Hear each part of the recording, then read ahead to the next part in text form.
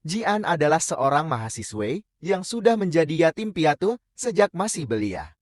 Dia dibesarkan oleh pamannya yang bernama Jeong Jinman, yang memiliki bisnis rahasia bernama Mordehel. Namun, suatu hari ia dikabarkan bahwa pamannya meninggal dunia tanpa sebab yang jelas. Kematian ini menjadi suatu pukulan yang sangat besar untuk Jian. Akhirnya ia berusaha mengungkap kematian pamannya tersebut dengan mengumpulkan sedikit demi sedikit petunjuk. Namun, saat sedang mencari informasi, ia justru diserang dan menjadi target pembunuhan oleh sekelompok pembunuh bayaran. Ia diserang di rumahnya dari berbagai arah. Dengan kecerdasan yang dimiliki dan beberapa ilmu dari pamannya, ia berjuang mempertahankan diri sekaligus mencari kebenaran di balik kematian pamannya. Lantas bagaimana kisah selanjutnya? Tonton video ini sampai akhir. Cerita bermula ketika Jian sedang menghadapi sejumlah pembunuh bayaran di rumahnya.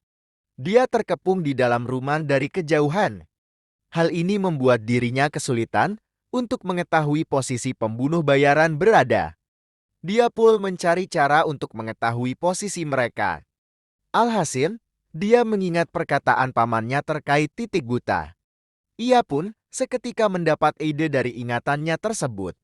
Saat mencoba mengeksekusi ide, dia pun akhirnya berhasil mengetahui di mana posisi pembunuh bayaran tersebut.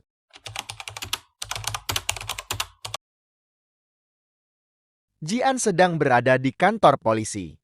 Hal ini lantaran dirinya terlibat perkelahian dengan seorang pria. Dia pun terancam akan dituntut atas penyerangan. Dia pun membela diri bahwa yang dia lakukan tidaklah salah. Hal ini dilakukan karena pria tersebut memasuki kamar mandi wanita. Dia pun diminta untuk memanggil William Mitchell. Namun, saat sedang menelepon pamannya, justru yang mengangkat teleponnya adalah seorang polisi. Polisi tersebut mengabarkan bahwa pamannya telah meninggal dunia. Dia pun mengingat kenangan masa lalu dengan pamannya. Kala itu Jian sedang memprotes pamannya karena pamannya sedang memasang terali. Hal ini membuat Jian bertanya-tanya karena dia pikir dia hanyalah seorang mahasiswa yang miskin. Dia pun memprotes tentang lemari yang dibelikan oleh pamannya karena tidak sesuai dengan seleranya. Pamannya menjelaskan tentang kegunaannya bahwa lemari tersebut bisa digunakan untuk berlindung ketika terjadi baku tembak. Namun, hal ini tidak membuatnya merasa ada yang aneh dari pamannya. Justru Jian malah kesal dengan sikap pamannya tersebut. Saat sedang membereskan rumahnya, Jian bercerita pada pamannya bahwa pemilik toko yang mencurangi gaji Jian terlibat kecelakaan dan membuat pemilik toko tersebut harus dirawat di rumah sakit. Pemilik tersebut juga menelepon Jian bahwa gajinya akan dikembalikan. Hal ini membuat Jian merasa aneh. Namun tanpa diduga pamannya justru menjawab bahwa yang melakukan semua itu pada pemilik toko adalah perbuatan dirinya. Dia pun meminta pamannya untuk berhati-hati dalam berbicara karena dia menganggap pamannya memiliki wajah kriminal. Pamannya berdalih dengan kalimat yang tak dipahami oleh Jian. Pamannya menyarankan agar Jian tidak melupakan nomor induknya karena bagi pamannya nomor itu sangatlah penting. Dalam perjalanan pulang, dia bergumam dengan diri sendiri bahwa ucapan terakhirnya adalah nomor induk siswanya. Dia penasaran kenapa pamannya melakukan itu kepadanya. Saat di rumah sakit, Jian mengkonfirmasi jenazah pamannya. Dari luka yang dimiliki pamannya, dia mencurigai bahwa pamannya tersebut telah dibunuh. Namun pihak kepolisian dan autopsi menyimpulkan bahwa pamannya tersebut melakukan bunuh diri.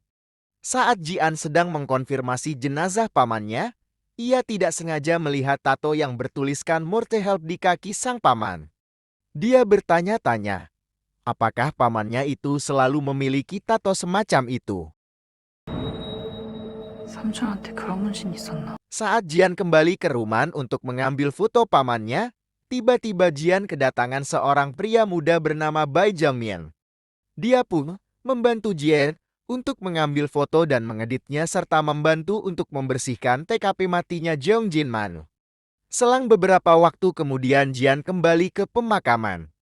Ada banyak sekali tamu aneh yang berdatangan.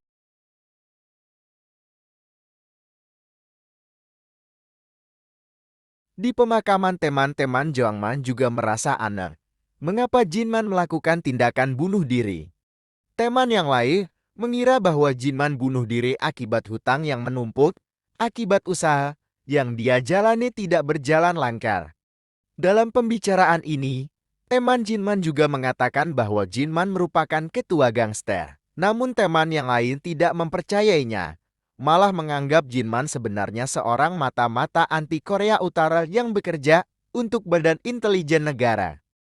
Sesampainya di rumah, Jian mengamati sekeliling rumah. Dia menangis seketika saat sedang mengingat masa lalunya dengan sang paman.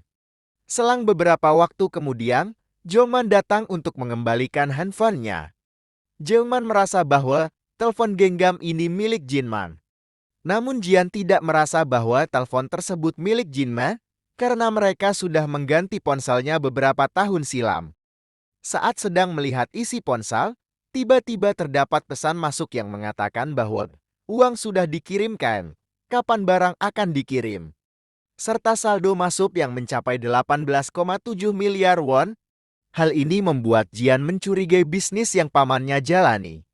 Dia pun meminta Jongman untuk memperlihatkan situs web yang dia rombak untuk pamannya. Jian mencurigai bahwa menjual selang tidak mungkin sampai menghasilkan uang mencapai 18 miliar won. Tanpa sengaja, Jian dan Jongman menemukan terdapat link aneh dalam situs web. Alangkah terkejutnya mereka ketika mengetahui bahwa isi dari link aneh tersebut merupakan black market tempat penjualan senjata ilegal. Saat membuka web tersebut, tiba-tiba terdapat pesan masuk yang mengatakan bahwa kapan barangnya dikirim. Jian dengan polosnya membalas bahwa dia akan mengembalikan uang yang mereka kirim apabila mereka mengirimkan nomor rekeningnya. Namun, ternyata Jian justru mendapat balasan lagi terkait kematian Jinman, lalu pengirim pesan juga mengatakan bahwa Jian juga akan mati. Di saat yang bersamaan tiba-tiba terdapat seorang tamu yang mengaku bahwa dia merupakan seorang guru les privat pamannya. Jian juga mendapatkan pesan melalui ponselnya untuk berhati-hati agar tidak terbunuh orang lain. Dengan situasi demikian membuat Jian bingung apa yang harus dilakukan. Di sisi lain, terdapat drone yang mulai mengintai rumah Jian.